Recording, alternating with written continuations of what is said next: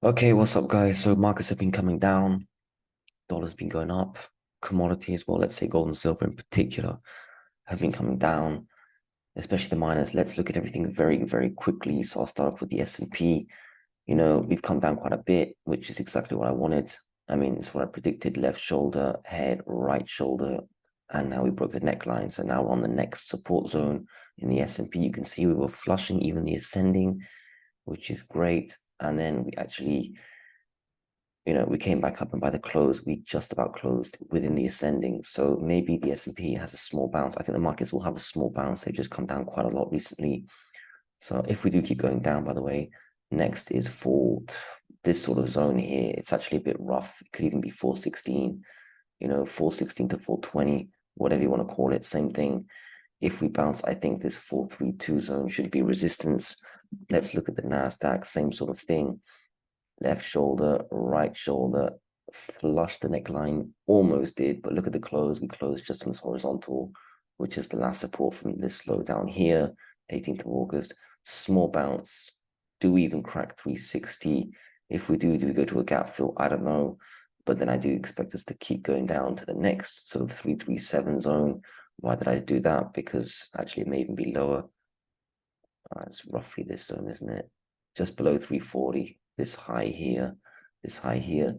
So a little bounce and then boom, back down we go. Dow Jones, look at this, also rallied quite nicely by the close. I mean, this one has flushed the ascending a while ago.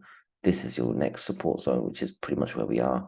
If we have a small bounce, I mean, let's see if we can, 34,000 should be support because, sorry, it should be resistance because it was prior support. Let's see if we even get there. Otherwise, if we keep going back down, I didn't even do the horizontal lines for the way lower, even though I predicted the market to go down. Didn't expect it to be this fast in the last couple of days. But I would say it's this zone, 32,750, the low of this pivot. So let's see if maybe we bounce and then back down again. Russell, that was actually up 1%. It did okay yesterday, which is a bit surprising, especially after this candle. Look at this. Next support, if we do go low, is 172-ish. If we do go up, it'll be this gap fill to here. Yeah, so 180 should be resistance. Wow, I remember saying 182 to 180 we're going to test. Look where we are now. So for me, absolutely beautiful watching the markets go down. It's long overdue. It's happening as I thought. It's just there are different circumstances that I didn't predict, such as the dollar going up this much. Well, I didn't predict that a long time ago, but recently I did think it would keep going. Anyway, let's take a look at all that stuff. Let's start with the banks, though. The banks, actually, I haven't been watching the banks the last 1 or 2 days, but look at this. I mean, the XLF was probably the strongest one of all the banks. It's really the KB and the KRE to watch out for. Although they've been relatively resilient. I thought they'd be leaving the markets lower. They haven't. They've just been going down with the markets.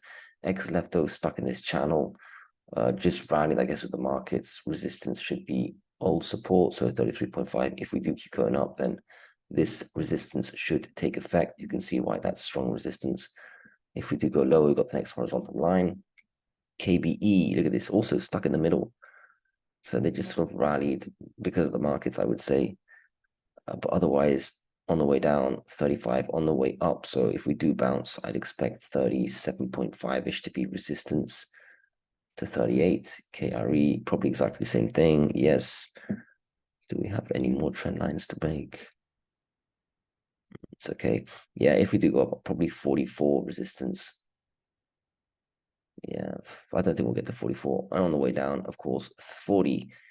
So let's see what happens. Let's see, maybe the banks start to take over from the markets. Maybe there's a banking crisis and then that really accelerates everything. That cannot be ignored because of interest rates. Let's check interest rates.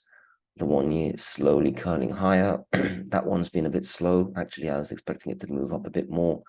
But anyway, you can see the trend is higher lows, higher highs.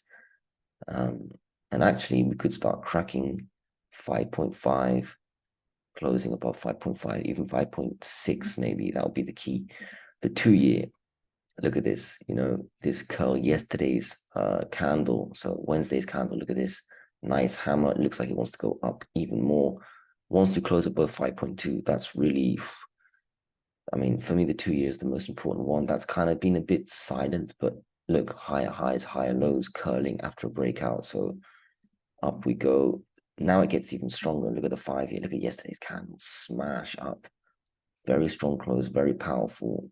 No real resistance. I have to go back to the weekly or something just to see the resistance.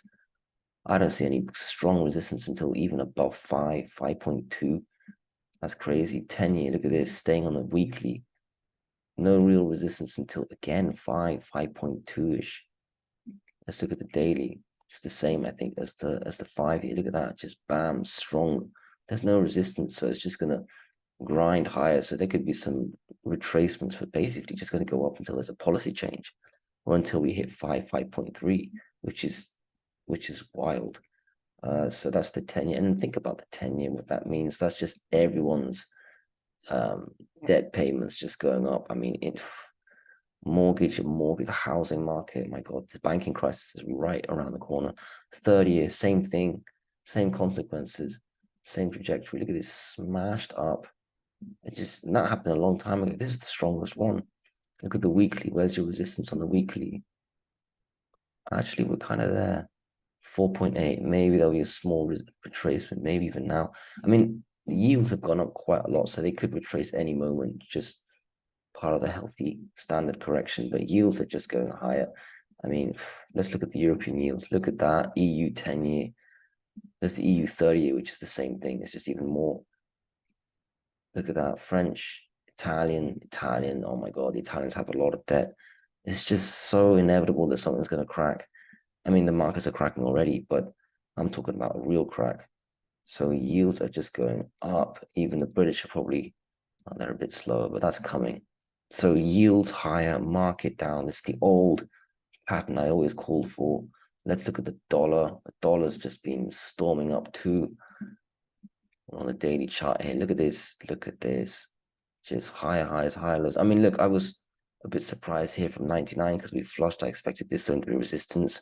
And then it was really this candle here for me, that 27th of July, that no, we are not going lower. We've got more of a move up to do. And then all the candles were just really strong. The retracement was very shallow, and then I mean here I was just saying watch out, we could just keep going up, up, up, and look at this ascending. We haven't cracked the ascending, so why be bearish?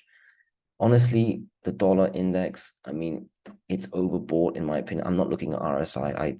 I've learned not to care too much about RSI, but look, even up here, this 107 is resistance. We always encounter resistance and come back down again. We may even come back down before we hit 107, just because these last couple of candles are just crazy.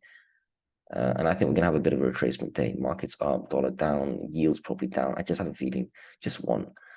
But look, prior resistance will be support 106, and it might not even get there today. So if we do retrace again, these horizontal supports and the ascending should act as support, and up we go. The key is, does the dollar index now start to go all the way up to the 110, 11, 12, 13, 14 area? I think something will crack before then. And I know sometimes, well, usually the dollar gets bought in moments of a market breakdown, but didn't happen last time. And what if they resume QE? If there's a banking crisis, the QT sort of stopped, didn't it? So maybe that can end the dollar dominance. And this is pretty much overbought. So I don't know. I mean, technically short term, medium term, it looks okay, but I just feel like something will break fundamentally, macro wise, news wise, not geopolitics maybe, but something will happen to then change the trend. But at the moment, it's just very strong. So we've got to respect the dollar index and what an impact that it has had on commodities. Let's check commodities. Where are we? Copper. Look at that. Market down, dollar up. What do you expect? Copper has to go down. I'm quite surprised it's not all the way down here to 3.55, but look, it's just very bearish, very much ready to crack. If the dollar does come back down and the market goes up today, then we will bounce from this little support zone. So it could be a little bounce, but otherwise it should go lower if the dollar index continues to go up, but the market's lower, which I do expect actually still. So maybe a small bounce today, but quite weak, understandably. Natural gas, this one has been pretty strong. Actually, even the retracement's been pretty shallow. Usually the retracements are pretty deep. Look at this. So I do expect natural gas any day now to start cracking 3.05 and just squeezing towards 4, but it's just taking its time. So I'm not going to spend too long on it. Let's just wait for it to do its move, and then we can cover it, but it does look good. Look at this though, oil. I remember saying 92, 94 should really be resistance. It was, but look how little it retraced, and then it just popped its head above this descending, which of course counted. I mean, that was a real trend line. And look at that smash yesterday, just bam, and even closed above not only this high here, but this level here. So 95. Honestly, now, I mean, this is just going to go to 97, maybe do a little back and forward, but then it's just going to go straight through 100 and then 103, 105. And that's going to have serious repercussions. I mean, the economy is really bad in America, everywhere, but once you have oil prices going up, that's going to hurt a lot more. Inflation, a lot more. So that's going to have serious detrimental impact. So watch out. I mean, oil up, yields up, markets down. What a trifecta. I mean, it's not good. Something's going to break. Something macro is going to break. So oil looks very strong. We'll go higher. Uranium's just been a monster. What a place to hide. So I do think that, I said it over here that we were probably overextended due for a pullback. We did pull back, but not that much. It was really, okay, filled the gap, straight back up again and made new highs. That was impressive. It's just consolidating all the way up here. So I think, I mean, it hasn't even come down with the markets, so it's really, really strong. I do think 28.5 is a high that you can't really go across, you can't really go past straight away. I mean, if it'd been going up and down sideways slowly, then it could squeeze through here, but we've already had a squeeze, so you're not allowed to really squeeze all the way up to 30. So I do think that 28, 28.50 should be resistance, should be sold. And then if we come back down to, who knows, 24, that's a buy. But uranium, very, very impressive. Okay, gold and silver. Now, obviously, it's come down with the dollar going up. Finally, it's cracked. It's 1885. More importantly, we closed below 1885. And yesterday, yeah, we closed at 1875. I drew this trend line just for some intraday. I'm going to delete, even though it might be a bit valid, just to clear the picture. So it all depends on the dollar. If we bounce from here, then resistance should be 1885, but we'll probably take out 1885 on any kind of a dollar drop. And then 1900 should be resistance. So now 1900 is the real resistance on the way up. On the way down, I do expect 1860. Just you can see why it was support here, it was resistance here. So, but it might not be that accurate. But I do expect roughly 1860 to be a bit of support. So if the dollar index does go for 107, that's probably where we're going to end up. So 1860, and on the way up, I'm going to ignore 1885 because I think it will be easily taken out 1900. So 1860, 1900 for gold, but the close was very low of day. It was clearly below this support zone, so that's not a good look for gold. Let's look at silver. Just like the Nasdaq, I lost my silver ticker. Now, silver has been holding this ascending. There's two super strong ascending, especially this one here. This is extremely strong support, but you cannot rely on it all the time. Gold's flushing, I mean, if silver was matching gold, silver would be below 22 by now. So it does have very strong support. It has been doing its job, but I mean, look how close we are here. It's the periods that it's testing this support zone are getting shorter and shorter. Look at this. It's lower highs, and it's not lower lows yet, but that's the point. Once it becomes lower lows, we've cracked support. This is very, very close to happening. If the dollar index goes to 107, I expect silver honestly to start taking out this support zone. Remember, it's this one here that's most important. This one counts too. They all count. But, you probably start to crack and go to 22. And then maybe the dollar index reverses and you could have a bit of a hammer, and then it closes back in the ascending. That would be good. That would be healthy. I would prefer that than where it is now, even though we would have gone lower. So the point is, maybe we flush to 22 and then buy back up. That would be a good candle, reversal hammer. But if we start to really flush more, if gold goes to 1860 and closes around 1860, if the dollar index closes above 107, and you could start having silver like close below 22. We're not there yet, but this is very, very close. And then we have to start looking at here. 21.50, and then back to the usual 50-cent increments in silver. So silver's holding. It is outperforming gold, but you can't expect that much more because it's ready to crack. So we need that dollar reversal now. Otherwise, silver cracks. That's the point. Now, the miners, they've cracked their support. So they're following gold more than silver. In fact, look at this. GDXJ is down less than GDX. It has been underperforming GDX, but not yesterday. Anyway, stick with GDX. Look at this. Bounced off this support. Totally obvious support. This 2670 or whatever you want to call it. So here, and now here. Bounced, closed above it. Very nice. So that's good. Resistance is prior support. So I would say resistance is 2730. But who knows? A bit like gold at 1885. If we have a strong bounce day because it's been oversold, then we may even go to 28. 28 should be resistance. Okay, if we go higher than that, then it's the descending line, but I don't think we will. So GDX, completely come down. Look at this. Ever since we lost this ascending support, just been red, red, red. So I'd say 28 is real resistance if there's a decent bounce.